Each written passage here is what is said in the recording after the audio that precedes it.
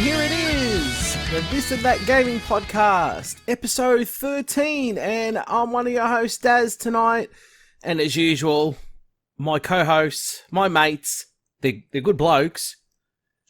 Firstly, Mr. Dave, how are you, mate? I'm good, Daz. How you going? I'm pumped. I'm pumped for too. tonight. I'm pumped too, man. I'm not tired like I have been the last million years.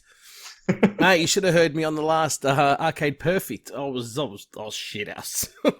I was dying how sick I was, and Sean was like that as well. So I'm feeling a lot better. So you doing well? Ah, that's good. I'm doing well. Doing well. Good. That's good to hear. And here we are there in the corner, holding hands with Casey. I don't know why he's doing that, but it's Mr. Mark. What are you doing, man? It's because I'm a good bloke, Darren. That's why. Yeah, she's quiet at the moment. Yeah, good. Yeah. Fucking stay that way. do you consider a sedative or something? No, dude, don't say that. But no, I'm doing well, man. I'm doing well. That's good. That's good to hear. No, that's good. So it's been 3 weeks, hasn't it? It has. Yeah. It took a week off. An extra week off. Yeah, I went on holiday, so you can blame me on that one. Just quickly before we get into it, I did go check out Game Room Essentials in Adelaide. So that was a lot of fun. A lot of classic arcades and pins. Mark, you'd enjoy it. You'd love the pins. Yeah. So a big shout out to Danny quickly before we start off. Thanks, mate. You're accommodating to myself and the family. Your staff were great. And I had a lot of fun. So look, hopefully if I'm up there, I guess it is up there, up in Adelaide again, I will swing past and say hi and play some more games. So thanks, Danny. Well, there you go. Nice one. All right, well, let's get straight into it, eh? It's been 3 weeks. I've missed you guys. So what have we been playing? Who would like to go first? I'll go first. All right. Yeah, don't rush. No rush at all. I've spent most of my time playing Outer Worlds, which came out, it's a few weeks ago now. I think it was the 25th. It's free on Game Pass if you have Game Pass. It's on Xbox and PC. And it sort of is a game that's kind of like Fallout, but it's a little bit different too. It's really polished, really easy to get into.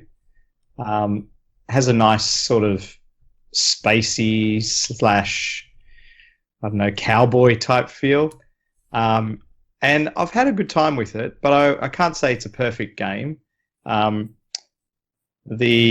combat is a bit too easy, so there are different difficulty levels. But yeah, after you sort of reach a point, you can, destroy enemies really, really quickly. So that's a bit of a bummer. I haven't tried upping the difficulty to hard or supernova, but I presume that'll make it a bit more competitive. And the other probably two criticisms I have is there is a lot of, you loot like mad. Like I thought you looted a lot in Fallout, but in this game, there is just loot everywhere.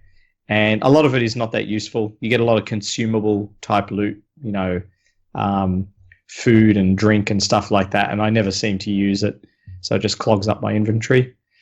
And even the guns and ammo, there's a lot of the same guns and ammunition and armor as well. So I felt like I sort of wasn't really upgrading my gear very often, which is a bit disappointing.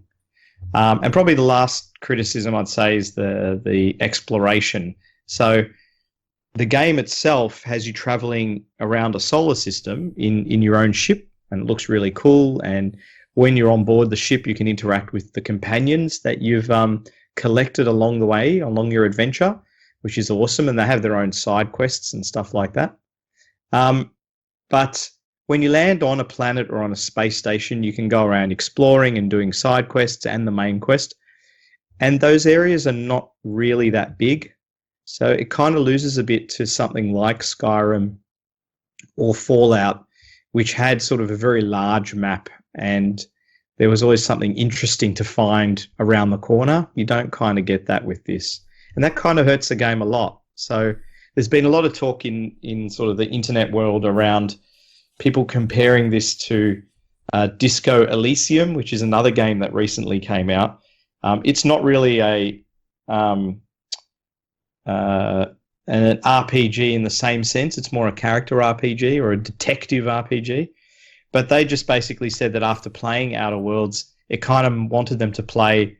They felt like playing other RPGs instead. So it's like, it's a great game, but it's not an exciting game, if that makes any sense. So, look, I've had a lot of fun with it. The combat works well, although it's a bit easy. And there's some really good decisions that you will make when you're interacting with the various NPCs on the planets and space stations. And you do have to decide between helping some people out or others out. And obviously that's going to have a detrimental effect on the people who you don't help out. But yeah, in the end, I don't think this is going to be a memorable game. It's not going to be one I'll probably come back to. Whereas I can see myself coming back to Skyrim and Fallout again. I don't see myself playing this again in the future when I'm done with it. So yeah, that was Outer Worlds. It's worth trying out. It's not a game that is difficult to get into. And like I said, it's really polished. I have to commend them for a game that has very few bugs and runs really well on even reasonably bad hardware. That's refreshing to hear. Yeah. Is it long? I haven't finished it yet, but I've been taking it pretty slow and doing a lot of the side quests. There is a speedrunner who finishes the game in under 25 minutes already. Wow. Jeez. Freaks. Yeah, there's always people like that, isn't there? So, I don't know, maybe, I think if I sort of do everything, it might take 30 hours or something like that. Okay. So I think it's of a reasonable size, and you get to take 2 companions with you at any time, and there's 6 companions in total, and they're all different. And the way they interact when you're, doing quests is quite different too. So that's kind of cool, and you can swap them in and out when you return to your ship. But yeah, so probably around, I'm guessing it'll be around 30 hours. So I do want to finish it, but like I said, when I play it, I kind of feel like I want to play Fallout again rather than play this again. Fair so enough. yeah, so that's Outer Worlds. Aside from that, I was playing my Mega Drive Mini a little bit more, and I started playing Landstalker because it's one RPG which I'd played when I originally had the Mega Drive, but I never finished. Yeah, me so too. I really do want to finish that game. And having the save states really helps a lot with this. So I'm probably about halfway through it, maybe a bit further, judging by the game fact I had to look up, because some parts of it are actually really tough, some of the puzzles. But yeah, it's a classic game. It still holds up really well. Yes, the isometric, the sort of control mechanism is not the best, but it's beautiful sound, great graphics, and quite challenging too. So that is it for me. What about yourself, Darren? What have you been up to? Well, because I've been on holiday, so there was a lot of Switch play, a lot of portable gaming more than anything. Actually, I lie, because there was a Humble Bundle I bought. Oh no, it was in Indigala. Actually, I rebought. I don't know if I mentioned it. Did I mention that I bought Lords of the Fallen? Yeah, I you did mention it. Yeah, so yeah, I played that a bit more. Geez, it runs nice when you've got a good PC. It does. I thought the PS4 version looked good, but geez, it looked nice on this. Yeah, got a Humble Bundle, and I can't remember what was on there, Mark, again. Jeez, what did you download? I had Shemu. Crash. That's right, Crash. Yep, yeah, you reminded me now. And Spyro. Yeah, I gave those 2 a go. Geez, they play a lot better on PC. Crash anyway. I couldn't really compare the Spyro, but yeah, I found no input lag or anything on the PC version. No. And geez, it was smooth. And Spyro looks absolutely magnificent. Wow.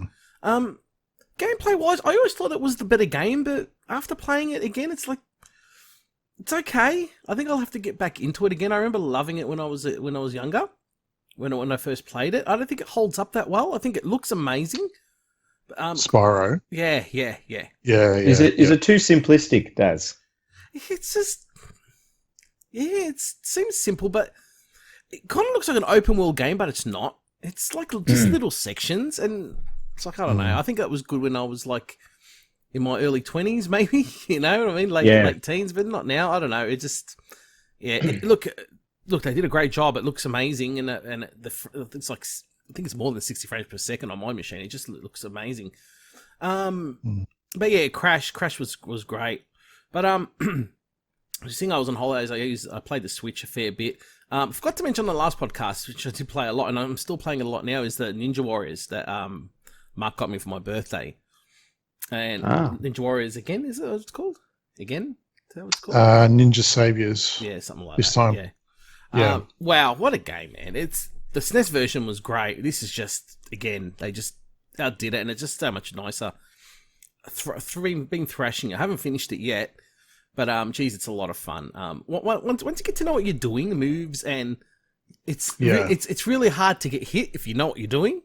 So it's not a cheap game. That's what I like about it. It's no matter how hard, if you really know what you're doing, you can destroy the game. It's really great. Was lucky enough to get a copy of Ultra Street Fighter 2, Super Street Fighter 2 on the Switch.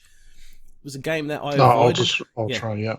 It was a game I avoided when the Switch came out because it looks like crap. Well, the Flash version anyway, that's what I call it. But if you play it in the normal classic graphics, it's really good. It's actually really good. And I can't finish it on the World Warrior mode, which is the last one. I can finish it on the second last mode. I don't know, maybe because I've just gotten better, or it's probably just the difficulty's not that difficult. I don't know, and it plays really well with that the Hori D-pad. So I was thrashing the shit out of that when I was on holidays. It was great. Okay, before I just keep going, because I did play a fair few games, but I thought I'd quickly jump onto Apple Arcade. I thought I'd sign up for the 3 months trial. It was for the first month for free. It's actually some good stuff there. I was playing a bit last night. One game that caught my eye was a game called Bleak Sword, and I think it's made by Capcom, if I remember correctly. Think about a touchpad game, but no, it's made by Devolver. Sorry, Devolver. And there you go. It was about to start then. Think about a Dark Souls, but just using your fingers and swiping. It's fun. Oh, wow. Yeah, it's fun. It's really good, but it's in stages. It's not like a open world or you keep going and down. It's 2D. It's got like that 2D blocky graphics, and again, it wants to keep starting, so I better turn off my iPad. It's hard to. It's really very pixelated. The graphics are they're plain as hell, but it works. Also, because I'm pretty sure you can use a control pad with Apple Arcade as well, so I might have to hook up my Xbox One pad to it or something, because I've been told that it's compatible with it now. But it actually works well with your fingers. So, Bleak Sword, I'm going to persist and see how far I can get in it, because it's actually a lot of fun. I don't know if it's on Steam. If it's on Steam, I'd grab it as well. I think it's great. I should probably check. But yeah, that was the last game I actually played, and I was happy with that. And what do you think of the service overall from what you've seen on there? Well, look, it's $8 a month after. I don't think there's enough content on there yet. Yep. I don't think I can't justify that price yet. But I can see this being very good. I reckon it's going to be great, because you can get apps as well, which is a good thing. Oh, nice. Yeah. So, yeah, look, yeah. Like I said, I don't think it's worth the $8 yet, but it'll get there. I think it'll get there. What else? I did play. There's a new version of Choo Choo Rocket on there, so Mark will be wrapped with that one. That actually works really well. Yep. That actually works well on the touch screen. They did good on that, and there was a Pac-Man game I played on there. But there is a lot there to choose from. It kind of teases you, because like you've got Apple Arcade and you've got like these free games that you can play, and it's other games from this, from this developer. You think, oh, grouse, I can download it. No, you have to pay for. It's like, why are you showing me other games that I have to pay for? I don't want to see that. So it's sort of like it's to tempt you to buy their other stuff as well, even though it's not free. So, well, there you go, Apple Arcade. I'd recommend you do the free month. See how you go. Yeah, I think there's Cat Quest 2 on there, and I really like playing the first one of that, so I wouldn't mind giving that a go. You like cats, don't you? I do. Yeah. You like cats too, Mark? I'm awake now. Oh, God. You like cats? I like cats. How long has it taken? 12 minutes, I think, into the recording. This is probably a new record. You want to know what I played? You want to know what What I did you play, Casey? I play. I play. Piss off. No, she doesn't want to. No, not letting her. I want to play games. Shh, go away. Sorry. Go, Mark. She's rude. It's not me this time. I know. Oh, she's been annoying me lately. Darren's had to act as the father figure. Yeah. And Fair enough. Fair enough. Sort of. I've been playing. Actually, I've been giving the Switch a bit of a run lately.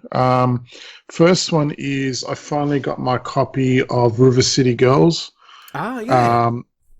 Yeah, I grabbed the limited run version like a moron, which I probably could have gotten it from PlayAsia and gotten it like 2 months earlier. Well, yeah, depending. But yeah, I'm a big Way Forward fan. I really like Shantae and some of the other games that they released, but this one actually really? kind of disappointed, man. Why? I don't know. It's not that it's a bad game, but I don't know.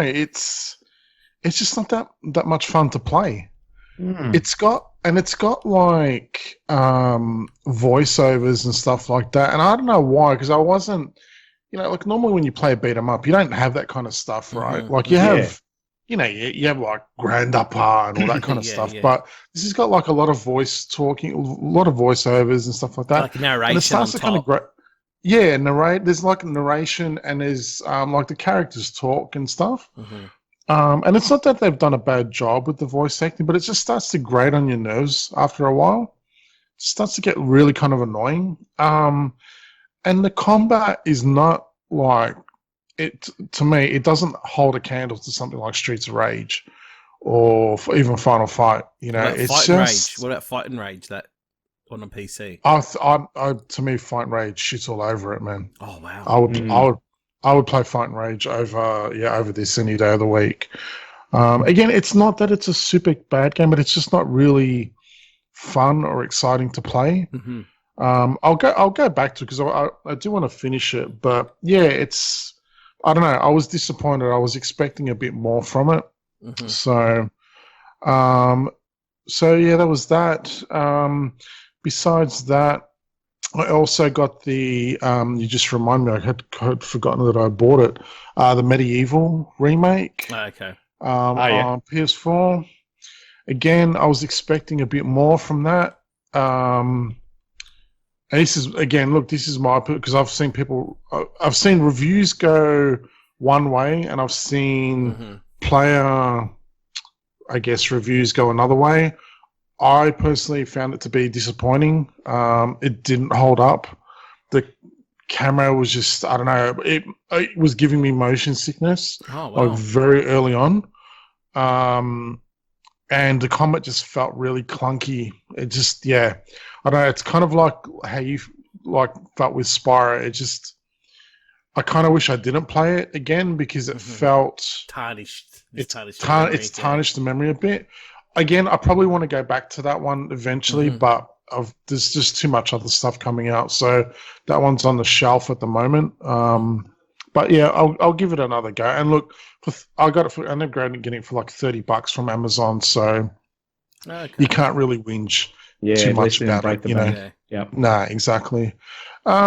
Besides that, Terry Bogard came out for Smash this week. Now he's one of my favorite fighting characters of all time, so I was super hyped for him, and he's just been really fun to use. I'm not a Smash player by any means, but yeah, he's just really great. And it's been hilarious though is because what they've done with him is they've included they did the same thing with Ryu and Ken, so that you can do like command inputs. So you can do his, burning knuckle and his power dunk and stuff like that.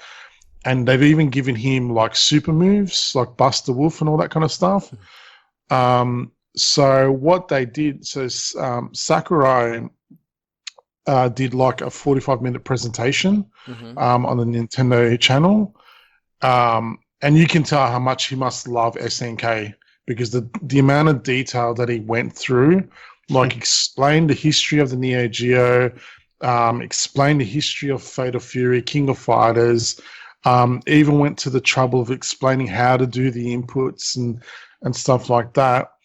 But what I found hilarious was the next day, or the day of the presentation, all the Smash kiddies who don't know how to play fighting games lose their absolute shit because he's got command inputs and stuff like that, and calling people like us boomers and stuff like that. It was hilarious. Oh, it's not fair that he's in this game. Now I can't play it. And it's like, mate, you've got 70 other odd characters that you can choose from. Don't worry about it. He's not going to break the game for you. He's going to be fine. But he's been super fun to use. So been playing that for the past couple of days, and today, finally, after disappearing, going walkabout, I finally got my copy of Luigi's Mansion 3. What happened with that? Amazon sent me a replacement. Oh, good. I will say Amazon were awesome. They didn't even question it. They basically said to me, look, leave it a couple of more days. If it doesn't come, we will either issue you a refund or we'll send you out a replacement if you want. I left it an extra day because of the Melbourne Cup holiday. They organised the replacement and it came today. They sent it via express post. Oh, nice. Australia Post, on the other hand, were absolutely useless. They gave me a response that wasn't even a proper response. Like, they just washed their hands of it. So, anyways, I did get to play it a couple of hours, and I can see why it's getting such good reviews. It is really, really fun to play. It's just a good old-fashioned, like, fun game. The puzzles are great. You know, the graphics look good. I've never played Luigi's Mansion before, so this is my first time playing a game in the series, and yeah, it's really, really enjoyable. I actually can't wait for us to finish up so I can go and play some more. So that's a really, really good sign. Probably played about 2 or 3 hours of that so far. Okay. What sort of game is it, Mark? What do you actually do in?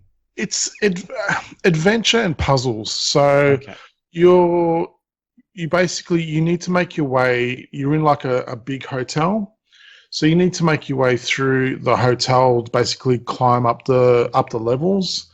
And there's like when you start, all you've got to use a flashlight, and then you'll basically get upgrades here and there. You'll get your vacuum, and then what the goal is to solve the puzzles to capture the ghosts, and then you need to get because there's an elevator and it's all the buttons are missing, so you need to find the buttons to be able to progress to the next level. And like each time you do a level, it might give you 2 buttons at a time, or it might give you 1. And it's just little puzzles and stuff like that. I've only gotten, I've only played it for a couple of hours, but you basically get a character called Guigi, who's like a... For some reason, I was going to say Guili again or something. Guili. He's like like a gloopy character of Luigi, and what you can do is... Yeah, exactly. So you can use him to solve puzzles. So you'll move him around. If you've ever played, I don't know if it's pronounced Trine or Trin. It's like that. So you'll place a character here to maybe sit on a switch. Oh, that's cool. And then you move around. So yeah, it's really, really fun. It's just one of those games where it's just like you play it and you're just grinning ear to ear because it doesn't take itself too seriously. You know, typical Nintendo fashion. But that's been pretty much it. I'm going to go back to Monster Hunter this week as well, because they've got their Resident Evil 2 collaboration, like crossover thing, and you can unlock some cool shit with that. But yeah, looking forward to playing some more Luigi's Mansion 3, that's for sure. I was actually going to grab it yesterday. That was one game I picked up. Luigi's Mansion. I had that in my hand. It's, I had that in my hand. I had Mario and Sonic at the Olympics, and I had Mortal Kombat. And I'm like, do I get any of these? And I thought, nah, I've got enough stuff on my shelf. I'll just wait. But I'm really keen for Mario and Sonic, though. Yeah, same. I'm going to wait on that one. I think I'll just wait till there's a bit of a price drop. I think that'll be a fun one when we have our get-togethers. Yeah, definitely. Yeah. So that'll get cool. That'll get Call of Duty's competitive side coming out. That's for sure. Yeah, that's for sure. So that's it for that. Hey. Yep. And it's time for the news. What do you say? Let's go. Let's do it. Okay. David, take it away. You're the news guy. Ooh. I will news it away for you. Let's start with the biggest news that has probably happened in the last few weeks, which is BlizzCon, Blizzard's annual convention. We've sort of been on a bit of a negative track with Blizzard recently because of some of their less fortunate adventures from WoW expansion not being great, and obviously Blitzchung and the whole protest and how that has gone over. But they seem to have redeemed themselves a bit during this convention, at least with the games they had on show. Obviously, they announced Diablo 4. They had the new expansion for WoW, and they had news about Overwatch 2 as well. So probably to kick it off, maybe we get Mark to chat a little bit about the new WoW expansion, Shadowlands. Mark? Oh, I'm very, very excited for this one. I almost, even though it's not probably going to be out for another 6 to 12 months, I almost resubbed straight away. They, again, not much of a surprise. It's that they were due for another one, but new World of Warcraft expansion called Shadowlands. They showed off a really beautiful cinematic to announce it, as Blizzard are known to do now. Basically, it's World of Warcraft's version of the Afterlife, almost. Yep. So we're going to be traveling to what did they call it? Well, it's called the Shadowlands. Bunch of new features coming along to it. The main ones included covenants, which are kind of like guilds. You'll be able to pick. I think there's 4 of them. Four, yeah. And you'll be able to pick a specific covenant if you want to, and you'll get certain armor, certain talents, and things like that. That's probably one of the bigger features that they announced. The part that got me the most excited, though, so at the moment, if you're a new player and you're playing World of Warcraft, probably one of the most off-putting things is that the level cap is currently 120, which is pretty daunting if you're just coming into the game. So what they're doing is they are squishing the levels back down to vanilla days. So the max level is going to be level 60 again.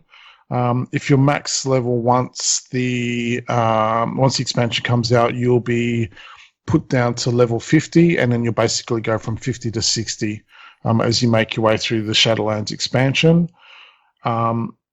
What I found really, really interesting, and what probably got me the most excited, though, is that if you're creating a new character, you'll start they've revamped the entire experience. So So if you start a new character, you will start in an area called Exile's Reach, which is basically, it's a brand new area. It's not currently in the game. You'll make your way through that. I think until you get to about level 10, I believe they said. Yep. And then once you make your way out of there, then you'll go through to like your main city. But this is the part that got me really, really excited. So with each character, what you'll be able to choose to do is, if you're like me, for example, my favorite expansion is Mists of Pandaria.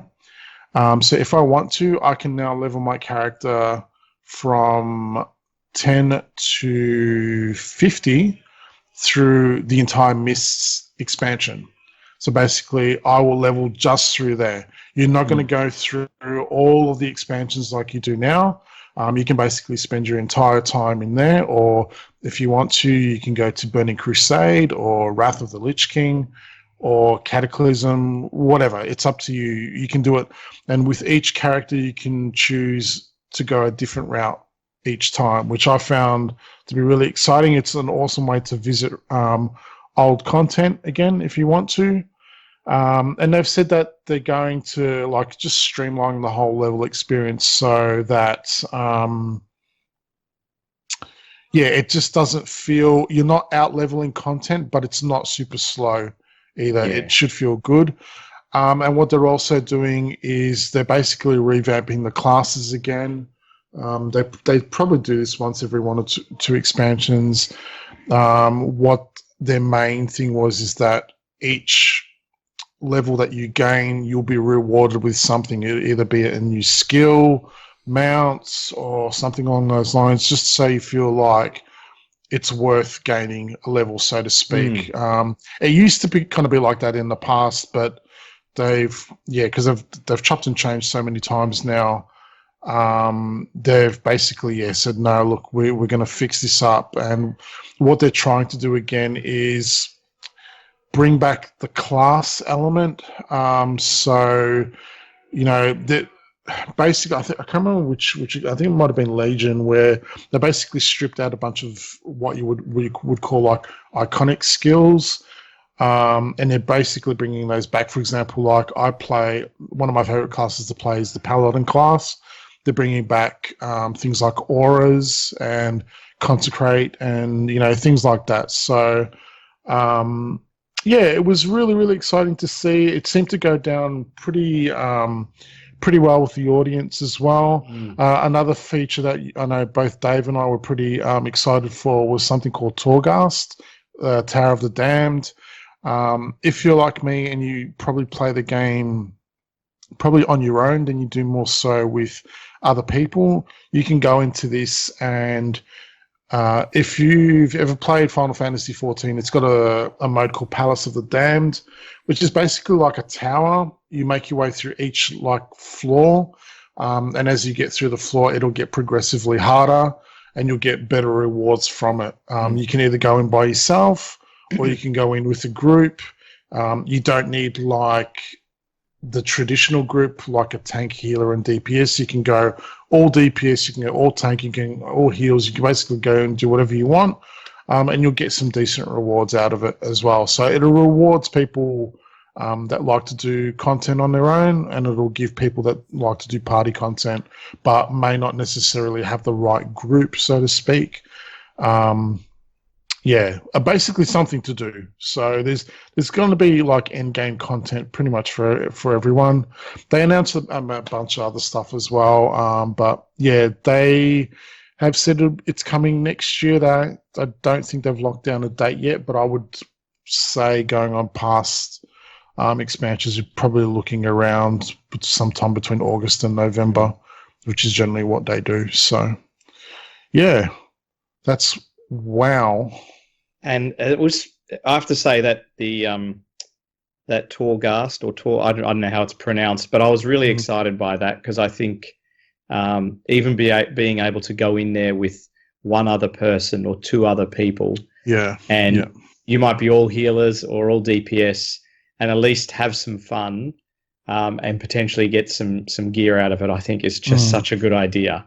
And having, I'm impressed that they're, and it's very ambitious to rescale everything from 1 to 50 again, considering the number of expansions that we've had now, to just get all that right and let you go through Burning Crusade or Legion or whatever you like, from 10 to 50 is just going to be great. I think it's really, really going to be good, and it'll help people who have 5 or 6 alts not get bored, basically getting them up to 60.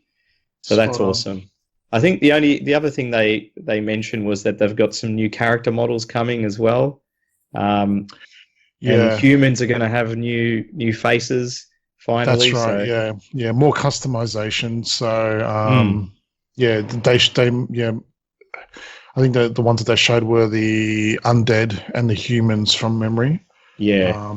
Just a bit more to try and get a character that looks like the way you want it to look. Exactly. So, yeah. So look, it looks really positive. I'm excited by it. I'll definitely resub, I think, when this comes out. Yeah, for sure. 100%.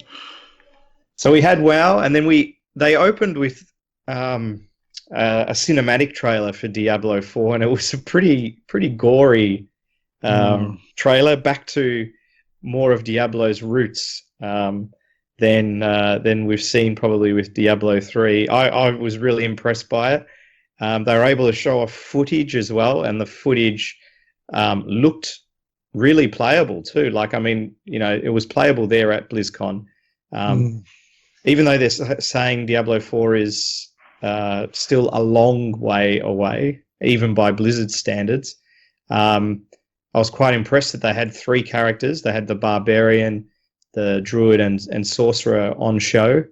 And the world looks beautiful. The Barbarian doing his leaps looked amazing. The Druid turning into bear form looked awesome. God, that looked good. They even had footage of both of them playing, so they had multiplayer going as well. But I guess sort of summarizing Diablo 4, there's quite a few. They've taken a new direction. They're looking more open world now, so the world is going to be much larger. You'll actually be able to get mounts to travel from area to area. It will be always online, and the town areas will obviously have a lot of other player characters there. But when you venture out into the wild, you may only encounter 1 or 2 other people, especially if you're further away from sort of civilization.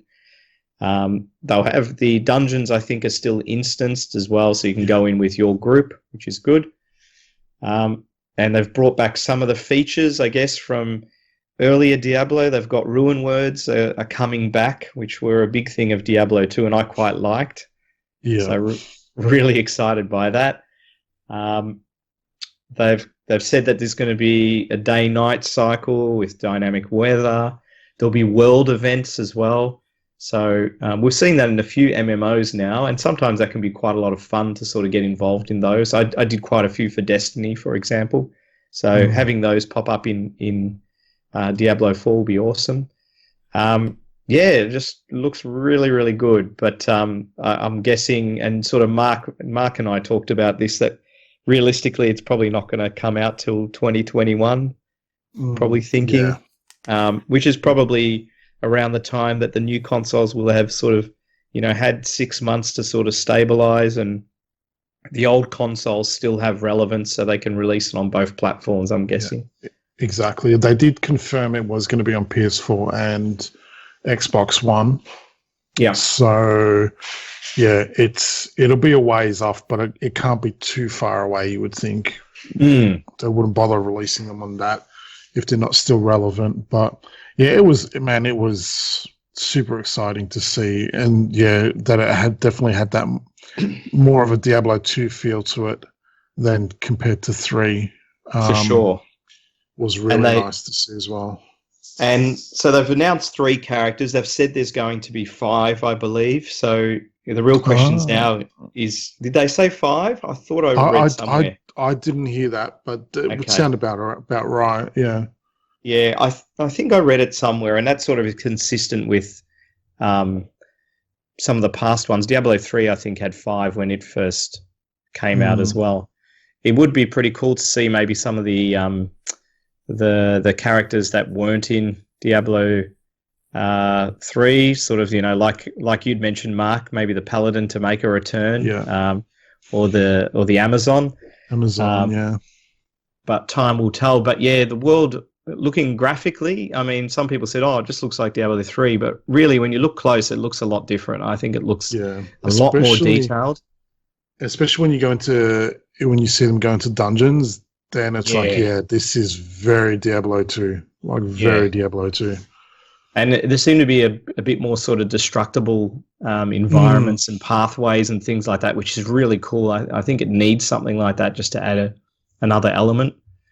I said there's 5 regions in the initial Diablo 4 world, and obviously if this is a really big hit, they're just going to keep adding to it. So rather than work towards a Diablo 5, it will become kind of like a WoW, and we'll just get expansions and whatnot added to it. So very exciting, I have to say. I wish it was coming out sooner because it's something I die to play right now. Yeah. So that was Diablo 4, and then we had some news about Overwatch 2 as well.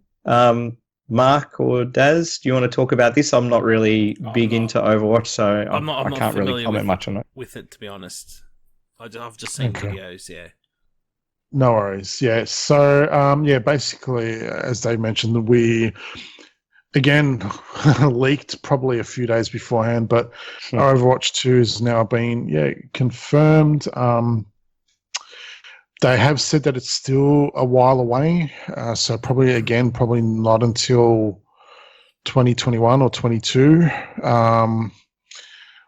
Well, they mentioned that there's going to be, obviously Overwatch is known for its multiplayer, so none of that is changing. They did mention that there's going to be a new mode called, I think it was like Push or something like that, which will fit alongside the new mode. But there's going to be a lot more single player content. So there'll be story missions, character missions, and things along those lines. Which looked, they showed a bit of it. It looked like Overwatch, right? Like there was nothing overly groundbreaking there. With the single player stuff, they did say that you'll have similar to, and it's all subject to change, of course, but there'll be talents and things like that you'll be able to pick every 5 levels to, I guess, make your character stronger. The characters are all getting a bit of a facelift with new character designs. They seem to be going down well with some people. Other people, of course, are not happy. Whatever. People are never 100% happy, right? Yep. I thought they looked all right. They also mentioned that there was new maps coming. They showed one which actually looked pretty cool, which is based in Montreal. I can't remember what the other ones were. And they also confirmed that there's going to be a couple more heroes. I think I read an article I think it was on Game Informer, where they've hinted at at least 4 or 5 new heroes might be coming out around about at launch. So that's cool. Probably the most important thing though is that basically any progress that you've made in Overwatch 1, like any cosmetics and stuff like that you've unlocked, will be carried over to 2, which is good. Like if you're someone like me or my daughter, for God's sake, who's got almost everything unlocked, that's all going to carry over to the next game. So it won't be in vain. There were rumors something along the lines of free to play. Nothing confirmed though. I could see maybe part 1 going free to play, and then part 2 would be paid for the single player content. One thing they did mention though is that both games you'll be able to play together. Oh, wow. No one's going to be separated. So if you've got Overwatch 1 and you don't buy Overwatch 2, you can still play the new modes and maps. You just can't play the single player stuff. Oh, so really, it's an upgrade, if anything. It's almost like an expansion, not a full blown sequel. Again, so they're trying not to alienate, I guess, the people exactly, who love Overwatch. Yeah. And again, like it's just one of those things where people are never happy. Yep. Now I've seen Overwatch 1 referred to a beta for Overwatch 2. You know what I mean? It's like, it's been 4 years. Fucking hell. You know, like what more do you want? But yeah, that's pretty much the crux of it. Basically, yeah, still a whiles to go, but yeah, your progress will transfer over. So that's good news there. Think of all the new cosplay that will come out of this, Mark. Yeah, exactly. And pops. Exactly. And Pops. Yeah, because I've got so much room for fucking Overwatch Pops now. Yes. Oh dear. I think that's pretty much BlizzCon in a nutshell. I mean, there was like Hearthstone stuff that they announced as well, and whatever. But yeah, They were the big highlights. I think it was a pretty big show, to be honest. Just because they were quite significant. So let's see how they all go. So going from the highlights of BlizzCon to the gaming shenanigans that we've had over the last couple of weeks. One of them in particular that's made me laugh quite a lot was WWE 2020. It's essentially had a lot of problems with the in-game physics, and I think I sent a video around to both of you that showed a match which started off pretty normally, and the graphics looked great. And then all of a sudden, one of the characters is sinking through the floor. Props are disappearing. One of them ends up in the ropes, and the ropes start vibrating very violently. And then the ref gets stuck in the ropes as well. And it just turns into a physics mess. On top of that, I saw a few others. I saw one where one wrestler was thrown, so they were both outside the ring. Yeah. And he's picked the wrestler up, he's thrown them into the ring, and they've slid the whole way across the ring and came out the other side. That was gold. There's a character creator bug where one of the female wrestlers, her eyeball is sticking out of her head and just dangling down. How can they release a game like this? How can they do that? Didn't they test it? I know. I'm clear. I'm 100% sure the testers would have said, "Hey, this is not ready to go out," and some senior bigwig has gone, "Send it out. We'll fix it afterwards." It's all right. Yeah, exactly. Yeah. We'll patch it later. Did you see any of this, Mark? It was pretty funny. Yeah, I've seen it. I've seen quite a few, and what cracks me up, as the internet is prone to do, like people will meme the shit out of this, man. And just seeing people like add music and yeah, it's been hilarious. It's funny. This is like, because normally with the 2K series of WWE games, it's normally done with Visual Concepts and Ukes. Ukes are like a Japanese developer who have worked on wrestling games for years, and I think this is the first time where Ukes are no longer involved. This is the end. This is the byproduct. Yeah, so what happens when how does it get out the door? Yeah, it's like you know, they cut corners and you get this, I guess. Yeah. Hilarious. Madness. So we go from WWE 2K20 to Fallout 76. Continues to make us laugh. So they introduced their paid subscription, which is ridiculously priced at I think €12, 12 US a month, which I don't know what it works out to be here. It's probably about $15 a month. And that gets you private servers, which they've been promising since the beginning of Fallout 76. And people, rightly so, were pretty pissed when this was announced. On top of that, I think you get a few other features. You get a tent, which lets you save or camp pretty much anywhere, which is super useful as well. And you get an unlimited storage chest that you can take with you also, as well as some icons and emotes and a ranger outfit and some cash to spend, some atom to spend monthly. So it's a bit of a kick in the guts to a lot of the players who have just been wanting the game to get better and be more stable. And instead what they've said is, hey, pay us more money and we'll give you some features that you really wanted all along. And then on top of that, when they did finally release the paid subscription, which is called Fallout First, something like that, they had some bugs with it. So basically anyone in your friends list could just hop into your private server. And obviously that's not what you want. You might just want to play on your own or may want to selectively invite friends. And the unlimited storage stash ended up basically removing all your stash instead of storing it. So they can't win at the moment. Oh dear. Bless you, Bethesda. And yeah, so that's Fallout 76, and probably the other sort of more disappointing news is quite a few games have been pushed back. Ubisoft has pushed back Gods and Monsters, Rainbow Six Quarantine, and Watch Dogs Legion till next financial year, which means pretty much any time, I guess, after June 2020.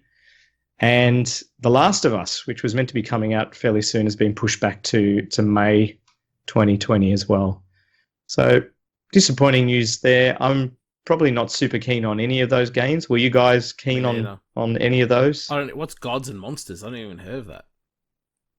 I'll be honest, I haven't been following it. I haven't heard it's a much about it. New IP that they announced this year. Probably the only one, maybe Watch Dogs. Yep.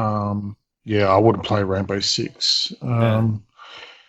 It's just strange that we got a release date for Last of Us, and then not even a month later, I think it's been, and it's been pushed back. But Gods and Monsters looks quite good. Actually reminds me of Zelda. Okay. There you go. Well, you'll need to wait a little longer now, Daz, for it to come out. Actually looks pretty cool. Yeah. So, well, look, the only good thing out of that is hopefully it means we get better games, but who knows? Polish. Yeah, more polish. So, some good news. On the flip side, we had an announcement that Panzer Dragoon Remake is coming to PC, which is kind of cool. Has anyone? I think it's out. Is it out on the Switch yet? This remake or not? No, not yet. No. So that'll be good. I'll give that a go once it comes out on PC. And at the same time, Death Stranding, which has just been released on PS4, will be coming to PC next year as well, which is good if you're into that sort of thing. I think we've all sort of been following Death Stranding quite closely in the lead up to its release. And I've been watching, I haven't played the game yet on PlayStation, but I've been watching a few videos. Some people are raving about it. Some are calling it a fetch simulator or a AAA. A walking simulator. Simulator. I guess I can't really make a judgment call unless I play it. From what I can see, it looks beautiful. It seems to have a lot of story and cinematics and some quality to the game, but in terms of whether it'll be a fun game to play for a long time, I'm not sure. It looks like a chilled game, something you'd play on a Sunday afternoon when it's raining. Yeah, I think so. Yeah. It kind of gives you a bit of, it's kind of like what No Man's Sky was in a sense, where it's not a game that's going to, make your heart race, but if you want something to just chill for a couple of hours, you could do that. Yeah. It's funny. Like I was watching a stream of it yesterday, and I ended up watching it for probably like 3 or 4 hours. Oh, shit. And it looks like the not the crux of the game, but like the point of the game and where the challenge comes in, because you're essentially a delivery man. That's what you are. You're trying to deliver supplies to different bases and things like that have been cut off. And the challenge seems to be like how much you can put on you, because you're putting like, I couldn't believe, like, this dude's like sticking cargo on his arms, on his back, on his legs. And the game tracks the weight. So, and as you're walking around, like, obviously the more that you carry, the harder it is to stay upright. So it's just like you're needing to hold triggers to keep yourself balanced, and like walking through the water, the currents can kind of make you fall and stuff like that. The weather can also affect your cargo, like damage it. And it can damage it and stuff like that. Yeah. So, I mean, look, we've taken the piss out of Death Stranding like at every opportunity that we can. But I will say I am semi-interested now, so I may end up actually getting it when it comes to PC. Like Daz said, it's like a chilled game that you might play for a couple of hours on a Sunday. and it might last you like because it's a freaking Kojima game. It might last you a couple of months, to play For sure. all the way through. And the story was like, I couldn't make sense of it, but I couldn't look away. Do you know what I mean? Like it was just one of those typical Kojima. I actually think you would dig it, Darren, like from what they were showing, because it's more kind of horror based. Okay. Yeah, more paranormal. You know what I mean? Like so. That's what I was looking at. I'm like, it doesn't look bad. I don't know if I'd play it, but it's like, why? I would have loved that a new Silent Hill. But this is what we got instead. Yeah. Konami. Look. To be honest, though, I mean, it's great that he's making these games. They may not appeal to everyone, but it's nice to have something different. Yeah. Right. Yeah. I'll give him. And he does what he wants to do. Essentially, Exactly. He's not being pushed by anyone now. So, yeah. Apparently, the end of the game has like a 2-hour movie at the end of the game. So I don't know if that's true or not. That's what I read. Yeah, I wouldn't even be surprised. Yeah, so it's got a lot of story to it, I guess. I'm curious. I don't know if I'm convinced yet. So this was a bit of interesting news. A new game on Switch called Flipper Mechanic. Daz, do you know anything more about this game? Not really. Not or just what we've seen here. I don't see how fixing a pinball machine is going to be a fun game. I seriously don't understand. That's why I posted it in our thing. I'm like, is this even... Main game features the most realistic model of arcade machines in the history of games. Wow. There you go. Machines consisting of over 400 parts. This is not my type of thing. Installations of the best machines at pubs, making money from satisfied players. Yeah, this is my job. I'm not going to play a game where I'm going to go and play and go to the same place as I work. No, it's not happening. Yeah. There seems to be simulator games for everything now. It is. It's insane, isn't it? I saw one the other day. It was like emergency operator simulator or something like that. Like you take, oh fuck, man, come on. Yeah, you know what I mean? Like. I laughed, dude. I remember when in The Simpsons in the early 90s, there was a game, it was like a farming game, and everyone laughed at this on The Simpsons. And then they released a farming simulator. It's like... Yeah. They must sell though, right? They do. Because they make them every year, and there's multiple versions of them. Yeah, it's great. So they must sell, man. Like, I can understand a train simulator... buses, trucks. I can understand that stuff. It's not my cup of tea, but I can understand that, especially plane simulators. I think they're probably the most viable ones, probably. But a farm one. I mean, look. My daughter loves The Sims, so I don't know. I don't get it. I was looking up the weirdest simulator games, and there are some ones that are even more bizarre than this. There's one where you can be a city sweeper, which I presume is someone who cleans city streets. There is one where you flip houses. There was one recently that I did see a bit about, which was where you can build PCs. It's a PC building simulator. Yeah. So that's one. Home improvisation furniture sandbox. There's also Surgeon Simulator's probably one that was quite popular. That's okay. Yeah. But yeah, there's literally ones for everything now.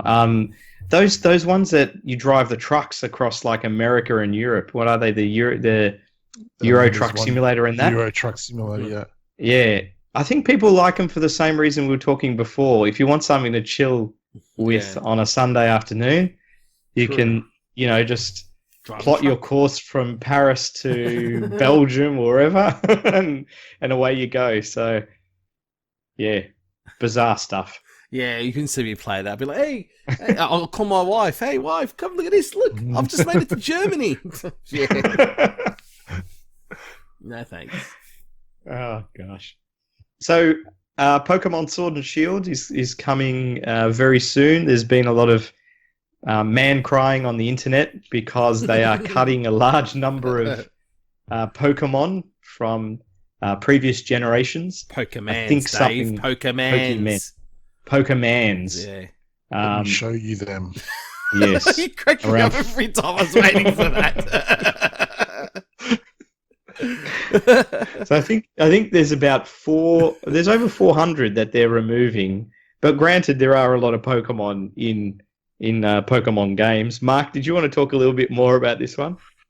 I'm not going to say a whole lot because this topic really pisses me off, and not for the reason that other people are pissed off about. So the game's going to ship with 400 Pokemon, okay? When I see things like only 400 Pokemon, that frustrates me. 400 is a lot. Yeah. Okay. I understand why people are upset. You don't get your favorite ones. There's a bunch that I particularly love my favorites. None of them are in there. If you're going to be upset about something, go about it the right way. Don't threaten or make death threats against developers. What? Don't call them lazy. Okay. There was supposed to be a launch event where the two main developers were going to go for like a midnight launch or something like that. That had to be cancelled because people are so upset about these Pokemon being cut. Every social media status that you see is just people whining and complaining. If you're gonna, like I said, if you're upset about it, vote with your wallet. Don't buy the game. On the flip side, let people that want to enjoy the game, let them enjoy it. Yeah, I'm not going to say a whole lot more than that. I'm still looking forward to the game. I'm going to be getting it on day one. Yeah, it sucks that a lot of our favorites are not going to make it there. There's still going to be others that you can, and you might find a new favorite. You know, who knows? The ones that have been cut, they've had their time, they've had their place in previous games. Like, use some of the new ones. If you don't like that, don't buy the game. But just don't make death threats to people. It's just a video game. It's really not worth it. That's ridiculous. It is silly. Look, I understand. I had no idea that this community was so toxic. It's insane. It is bloody insane. Yeah, I agree with you on this, Mark. I think there's plenty of Pokemon there. My son's still keen. He's more excited about the new Pokemon and what sort of abilities they'll have. Sure, there's ones that he likes to play with, but life goes on. Just play the old versions. Exactly. Yeah, that's right. So the old games are still there, right? Exactly. They're not vanishing. Come on. Yeah. So anyway, it's out this month. I just hope it's a good game. I'd rather focus on that than which Pokemon are in or out, right? Is it going to be a good game, or are we getting another Let's Go Eevee or whatever the hell it was? We want a proper Pokemon game. We haven't seen a good one for a while. Exactly. All right. So a little bit of just recent news. There was a very popular Fortnite player who's actually making quite a bit of money from the game, and he's now received a lifetime ban for cheating in the game. He was using one of the aim bots that lets you sort of target people much easier. And yeah, he's basically out of the game, and he's had a bit of a man cry online in YouTube to his 2 million followers. What do you guys think of this? I think, hey, he said he was only using it for instructional videos. I'm sure that's not the case. Otherwise, they probably wouldn't have banned him. And, their policy would be you can't use it at any time anyway. He would be around a lot of people that would know, what's legal and what's not in the Fortnite space. And he's obviously done something that he shouldn't have. Good. No, good on him. Yeah. Stiff shit. Yep. He's a young kid, 17, so he's got to learn somehow. It's better he learns now than he learns later. You know what I mean? Yep. Bugger it. And I can be a real ass. I'd even say they should get back all the money that he's won. But I guess he can't prove if he's cheated on those. So Yeah, that's right. Yeah, I was thinking the same thing. It's like they can't sort of retrospectively do that. And, he was living it up nicely in the Hollywood Hills mansion. Yeah. And yeah. Oh, well, tough. That's why you don't cheat. Simple as that. Yeah. I don't know. I lifetime ban is a bit harsh, I think. But yeah, I mean, do the crime, do the time, so to speak. So Epic has terms of service on their games. If you ignore that, then yeah, your own fault. But he's allowed to still play the game, but obviously not in competition. No, I think he's banned from playing the game At all. because he would have, because they would have caught him while he was playing like casual matches or whatever. Yeah. I don't think he's been accused. I could be wrong, but I don't think he's been accused of cheating in like tournaments. Ah, okay. I think it's just more like when he's been playing at home, he's been caught, and then they've just banned him. Okay. Well, if he's got 2 million followers, he'll just find another game and he'll make money there. That's right. That's where you hop over to Apex or something. I don't know. Yep. So some interesting news from EA. They have made a deal with Valve, and essentially EA Games and EA Access as well will be moving to Steam. Good. I think that's good. So does this mean? What does this mean for Origin? The Origin launcher, do I still need it on my machine, or is that going to be a relic of the past now? No, it's not going anywhere. I think basically what will happen is you can buy the games through Steam, and then I think once you load them up, it still loads via the Origin launcher, I believe. Okay. I think that's the way it's going to work. So yeah, Origin's not going anywhere. Okay, but at least it's more accessible now in the sense that Steam obviously being a bigger platform. Yeah, spot on. Cool. Now I know this was something we were sort of debating whether we'd talk about or not, but I had a little bit of a read around the Evercade handheld, and I was quite impressed by it, Mark. It is actually real. It is coming out. There's pre-orders now. I think March 2020 is the release date. You can buy it through order it through a bunch of different retailers. For people in Australia, I believe there's only one retailer available. Funstock. Funstock. But I've seen I think, Mark, your link was to PlayAsia had pre-orders for the carts. As well. Oh, the carts. Okay. Yeah. Yeah.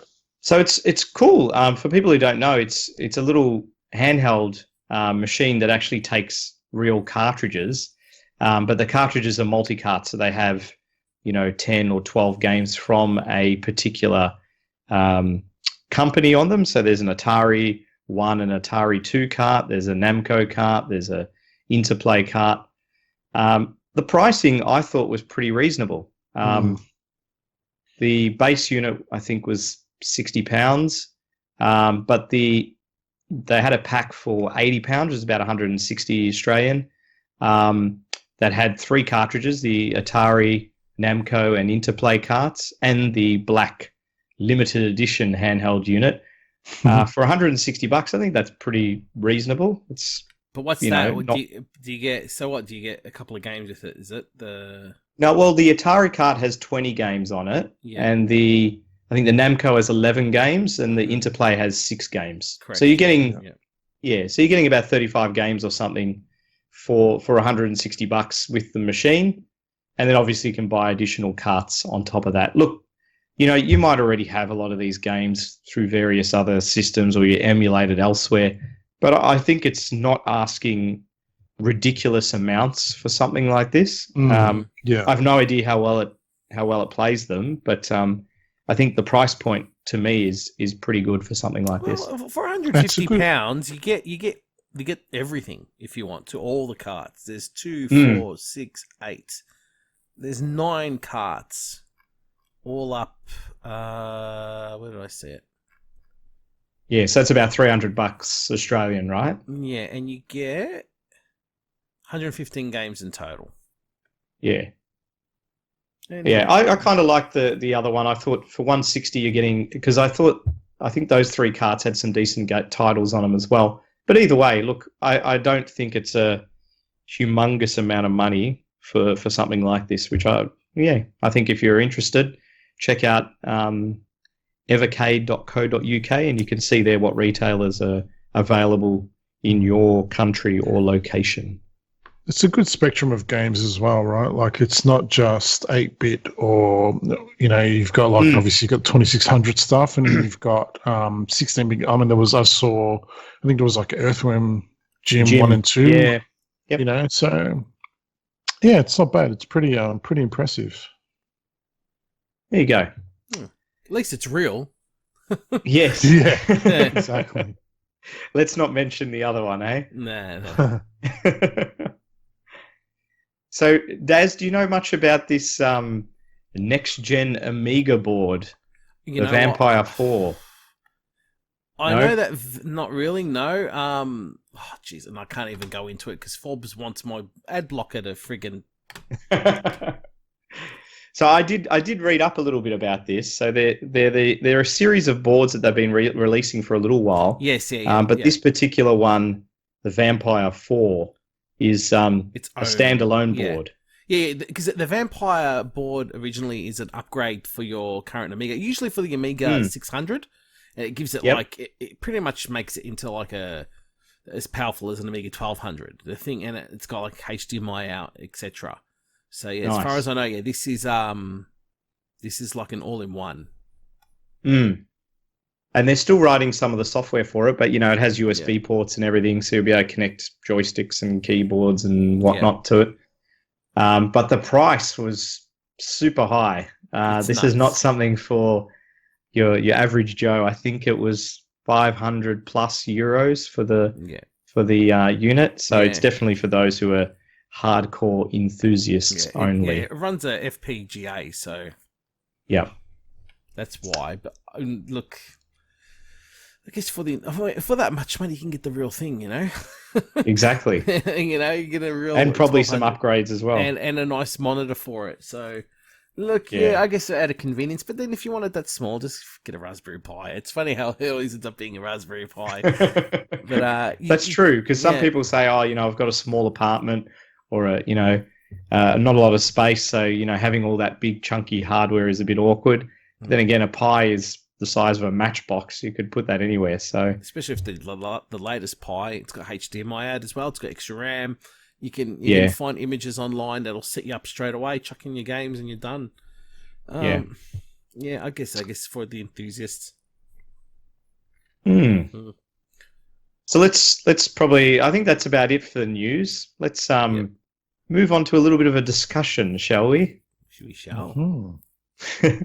So there was a bit of actually a news story that came out just recently around China, who are planning to ban, essentially put a curfew on gaming for minors. So anyone under the age of 18 will not be able to play online games from 10 p.m. till 8 a.m. And in addition to that, they're going to request that all of these online gaming services require the user to provide evidence that they're the actual person. So use some form of real identification. And there'll be limits on how much a minor can spend on online in these games. It's something like I think it was $29 US a month. Yeah, and I think if you were slightly older, so say you were 16 to 18, 40, you got to spend a bit more. That's stupid. It is stupid, but at the same time, like. Nothing they've proposed. There's also limits on how long you can play. That's correct, yeah. You'll during a weeknight, it's 90 minutes maximum. Yeah. On the weekends or a public holiday, it's 3 hours. Yeah. Now, as a parent, they sound like reasonable restrictions to put in on your children. But is this really something that a government should be doing? No. Or is this something that really a parent should be doing? It's What are your thoughts, Daz? It's a parent thing, not a government thing. I mean, I agree with everything that they're doing, but it should come from the parent. It shouldn't come from the government. The government shouldn't have to tell you how much time. I mean, is it really going to affect... Look, if a minor, if they're really going to play a game, they're going to play a game. They'll play an offline game. So, that's the government can't stop them from doing that. So, I reckon it's just ridiculous. I reckon it's dumb. It's not. It's just another way of controlling people, I guess. In China, it's just one of their things. But I personally think it should be done. You know, these rules should be imposed by the parent. What about you, Marku? What do you think? Look, definitely should be done by the parent, but this is China. This is going to have a big impact because a lot of their gaming is online. Yeah, the one that gets me is the 90 minutes of playing on weekdays. That's not much. That's like 2 cutscenes in Death Stranding. Yeah. Like, that's going to take them 6 years to get through that game. But yeah, so no, there's not really much else. It's funny, like some of the limits. Yeah, like I do actually agree with them. I don't agree with the 90-minute one. I think that's probably, I would make that 2 hours if that was me. But yeah, the limiting how much they can spend, $40 per month. That's like peanuts for these online games. You know, it's not, doesn't go a whole way. Doesn't go very far is what I'm trying to say. Yeah. Do you think there'll be do you think, I can see sort of an underground of, you know, hackers coming to the rescue, you know, finding ways to circumvent this so people can still play. I mean, kids are pretty creative and pretty smart. And especially in the teenage years, I'm sure they'll find ways around this so that they can keep playing. And what happens if you're in the middle of a quest and then your 90 minutes are up and just shoot you off, right? China's government doesn't care. Yeah, you know what I mean? Care. Like, and then you get booted out of the game, and then you're banned for a month. Yeah, exactly. And sorry, go on, Mark. Sorry, Mark. No, I was going to say, you think companies like Blizzard and that, like, who are trying to break into these, they would not be happy about stuff like this either. No, not at all. I guess they're just going to have to work around it, and they'll probably come up with more creative ways to make sure people spend that maximum limit every month, right? Because that's basically how they get their money. As a bit of a lazy parent myself from time to time, I have to say it would be nice to have something like this, so then I'm not screaming at my kids for hours on end to get off their iPads or whatever they're playing.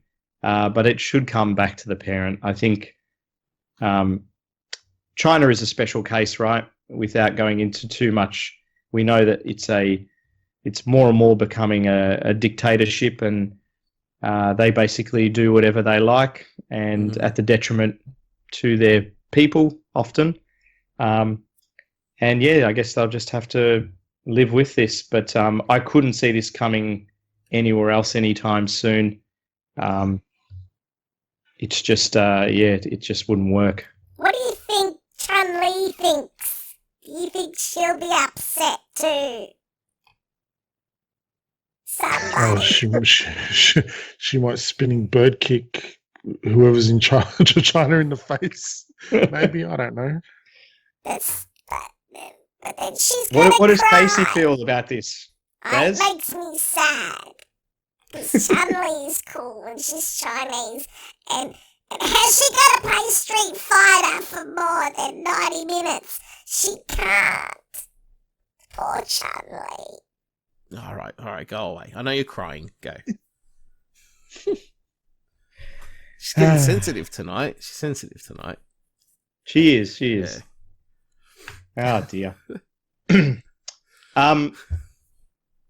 Cool. So, do we want to wrap things up, or do we want to have one extra discussion? What are your thoughts, Daz? Wow, that was actually quite quick. Oh yeah, well we've got. What about PS Plus gaming subscriptions? Yeah. Let's have a chat. So one of the other things we were sort of talking about over the last couple of weeks is all these subscriptions that have come up now, which are really good on one hand. You know, PlayStation Plus and Xbox Game Pass, Apple Arcade now as well. We've got all these new ways to pay, I guess, a small amount of money and play some of the big titles that have come out in recent years, as well as some of the lesser-known titles that we probably wouldn't have tried had we not had one of these subscriptions. But the real question is, what effect is it having on the gaming industry? Are we going to see developers shift their focus as more and more of these subscription services come online and people opt to, you know, just pay $10 a month for something like Game Pass and, you know, go with the suite of games on there rather than fork out $70 or $80 or $60 for a new title? Is it going to devalue games? Is it going to change games to be more kind of like what we see in the mobile space, where they're sort of freemium type games? What are your thoughts, Daz? I don't know if it's going to devalue. You know what? I could be maybe looking to the future a little bit too much now, but I'm thinking maybe after the next generation, I reckon there's going to be tiers of subscription in, for example, for Sony or for Xbox. I reckon that's going to be quite possible. You got your low tier for your cheaper sort of indie games or games that are over 10 years old will be in your lower tiers, so maybe say $5 a month, and then your next tier would be maybe games that are a year old. You know what I mean? And then you got your top tier for $15 a month, and that covers everything. Maybe, I don't know. I reckon that would be a thing in the future. I think, because look, we're gonna be realistic. I think after the next gen, there's gonna be no physical media. I don't care what anyone says. I reckon even Nintendo might even head that way. I reckon it'd be quite possible, because their store just does too well now. I mean, it's like I've always said, I go the eShop's Steam on for portable gaming. It's what it is. There's a lot of shit on there now too. So, and they need to clean it up. But yeah, I reckon for the bigger guns, like look, I think Steam. I think PC gaming is not going to change. I reckon if Steam is that's it. It's like that. I can't see how there's going to be any subscription base there. But for Game Pass and PS Plus, I reckon the next two generations, I reckon there's going to be a tier system. I think that way they'll make more money, and developers can choose. Okay, well, we'll make a game that can be finished in 10 hours. We'll put it in the lower tier. Yeah, and we'll make more money that way. You know what I mean? But then you got big budget games. Nah, we want people to pay a premium tier. We'll put it in the higher tier. Or if they haven't invented what I'm thinking yet, hire me, Sony. I'm curious. I guess we have no insider information into how the deal works. You know, like say you're a David. Maybe I have. Or maybe you do. Say you're like one of these smaller indie companies.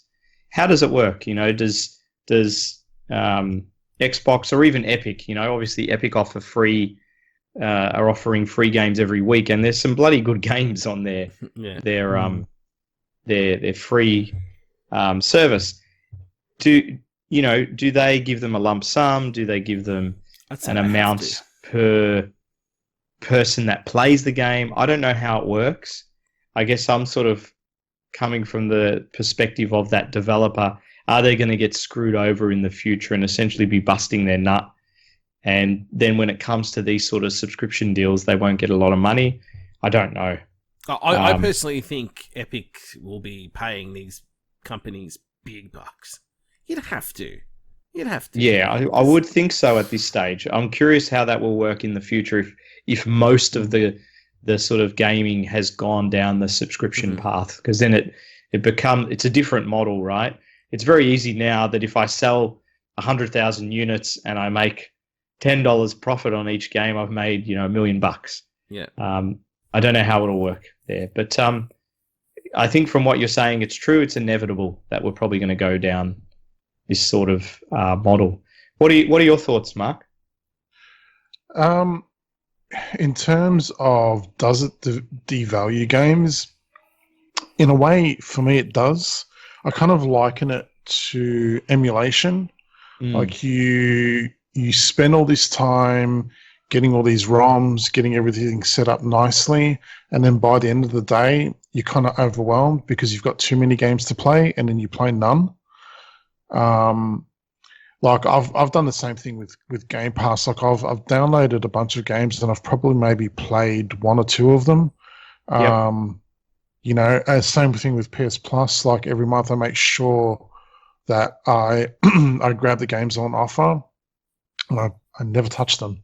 Honestly, Yeah. like I very very rarely play them. So, I think it devalues the games in that way. Where are we heading?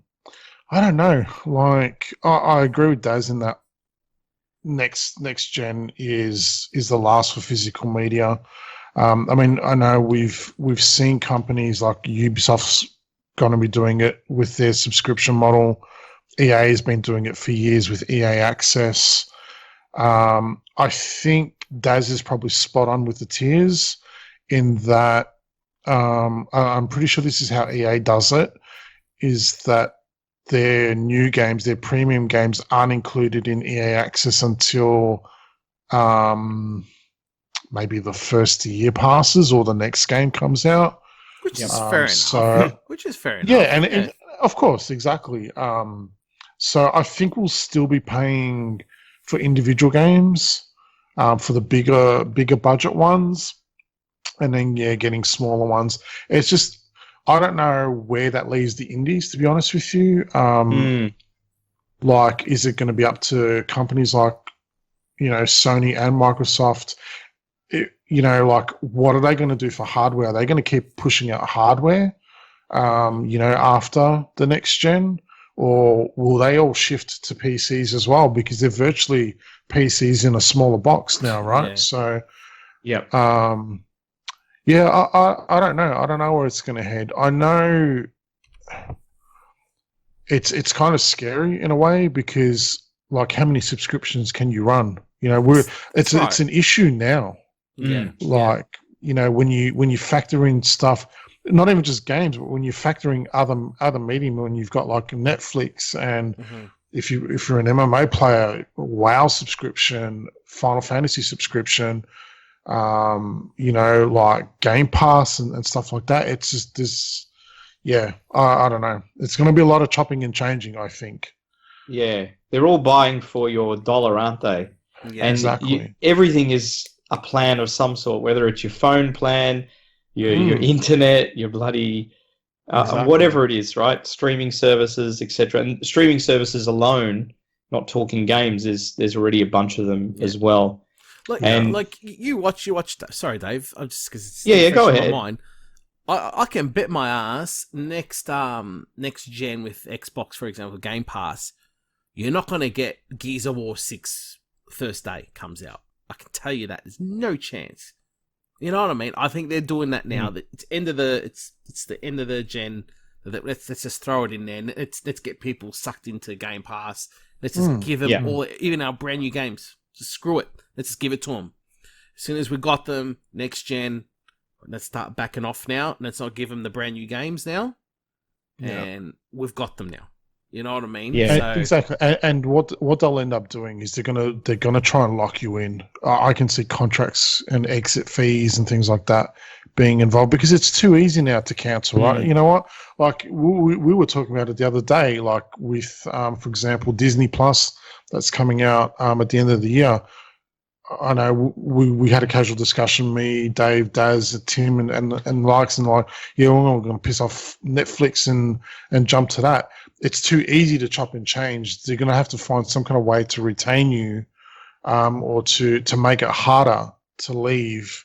and without throwing games at you. I reckon they'll have to do. I reckon it'll be like a 3-month minimum or something because they can't lock you in. Yeah. They can't lock you in. It'll be that'll put a lot of people off. It'll put me off. I'm not gonna sign up for a year and then I don't like it after 2 months. Screw that. No, you're not getting my money then.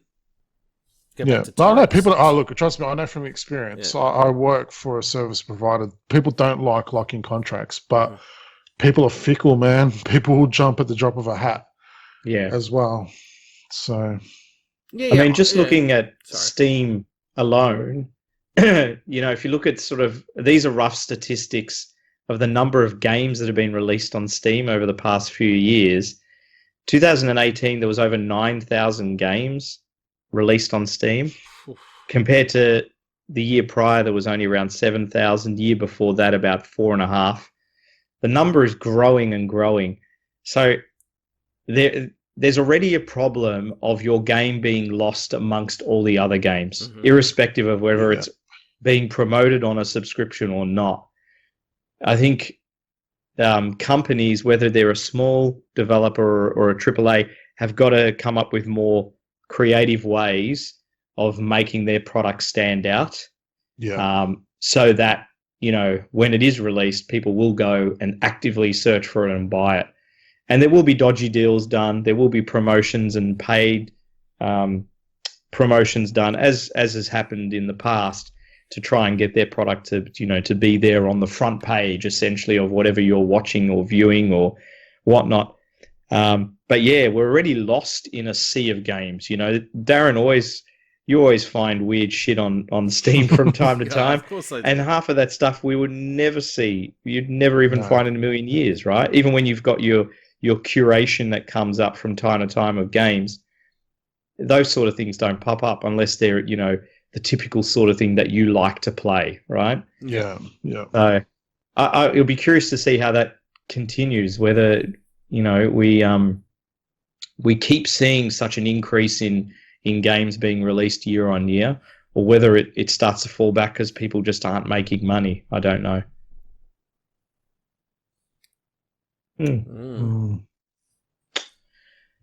Any final thoughts before we wrap up? No. That's it for me. Done? That's it for me.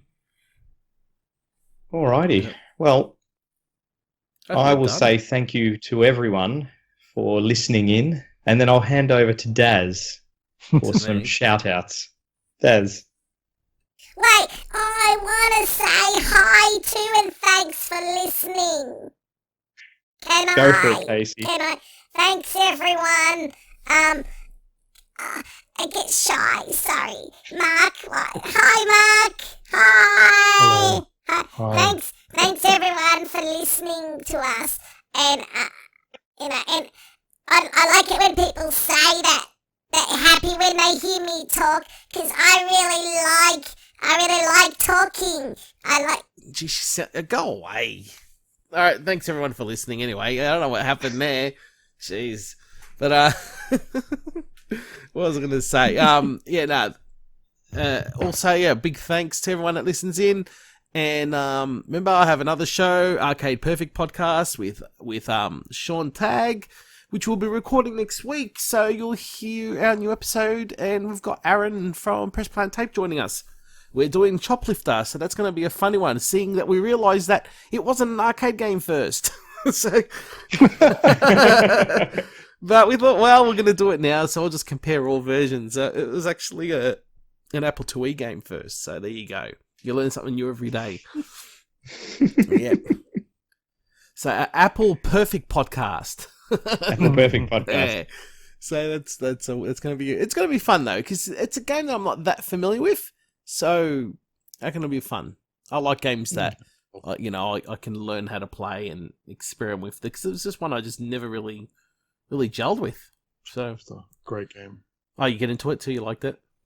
Oh, Choplifter. Yeah. Oh, yeah. Great game. Yeah. Which version did you play?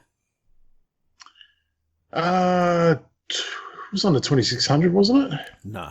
No. C64. C64 then must have been. Okay. What am I thinking on the 2600 then? Chopper Command, It maybe. was a helicopter. Chopper Command. Yeah, of course. Yeah. Yeah, Choplift on the C64, Chopper Command on the 2600. Yeah, Chopper Cam was a Defender clone. Mm. That's what that was, yeah. It's better than Defender, actually. Anyway. Ooh. It is. Defender's not that good. Jeez. Yeah, it's not that good. Overrated. It's trash. Trash. It's trash, mate. Well, that's me. Yeah, so there you go. That's me. Mark, you have any shout-outs? Just again, shout-outs. Thanks to everyone that's been listening. I'm glad that you guys are enjoying the show, and you put up with our shit every fortnight. So, yeah, it's very much appreciated. That's it. Cool. Yeah. Cool. And I'm glad I wasn't tired today. It was quite good. I got a few yawns in, but that's just me getting old. But yeah, nah. I feel a lot better, man. I tell you, the last podcast I did, damn. Chest infections ain't great, that's for sure. Yeah. Maybe we'll see a return from Bruce next episode, Mark. Yeah, maybe. And Daz, yeah. You like Bruce. You like Bruce better. You think he's more more civil, I guess. Well, he yeah. He's gone out. He went out tonight. I don't know where he went. He went out tonight. He could be coming to your house, Dave. Oh, that'd be good. Yes. Can play some. What's it? Stories? What was that game called? The board game? Stories? Whatever. Oh, time stories. Yeah. We was playing time stories. I reckon he'd do well. You reckon? He'd be he's fairly, level-headed, Bruce. He is good old Bruce. Mark just wants to disconnect. Let's wrap this up. I want to go play some Luigi's Mansion. Let's wrap this shit up, yeah? I feel like a cup of tea now as well, so there we go. All right. Thanks, everyone. We'll see you next time. Bye. Thanks, guys. Bye-bye.